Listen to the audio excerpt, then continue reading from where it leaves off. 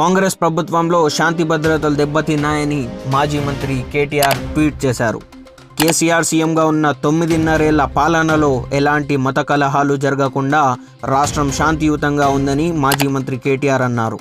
ఇప్పుడున్న కాంగ్రెస్ ప్రభుత్వ హయాంలో శాంతి భద్రతలు దెబ్బతిన్నాయని ఎక్స్ వేదికగా విమర్శించారు. గతంలో ఎన్నడూ మత కలహాలు లేని మెదక్ పట్టణంలో ఇప్పుడు అస్తవ్యస్తంగా మారడం నిజంగా సిగ్గుచేటు అని పేర్కొన్నారు. మెదక్లో జంతువాద విషయంలో జరిగిన గొడవకు సంబంధించిన వీడియోలను ఆయన షేర్ చేశారు. ఐటమ్స్ ఆగండి, పేషెంట్ బయటకు పంపిస్తామని నా కొడుకు విన్నాడు సార్, నా కొడుకు విన్నాడు. ఎవరు రాల్గొట్టిరు, ఎవరు ఏం చేశారని నేను చెప్పాను. కాకపోతే ఇది మాత్రం చాలా తప్పు సార్. హాస్పిటల్ మీద అటాక్ చేయడం మాత్రం చాలా తప్పు. నేను రేపు ఈ విషయం మెదక్లో ఉన్న డాక్టర్లతో ఖచ్చితంగా మాట్లాడి రేపు నా వల్ల అయితేనే సార్తో మళ్ళీ మనకు నెక్స్ట్ టైం ఇట్లా కాకుండా మెదక్లో ఏం సొల్యూషన్ చేయాలో నేను మాత్రం ఖచ్చితంగా అడుగుతాను సార్. మీ రిపోర్టర్లకు అందరికీ థ్యాంక్ యూ.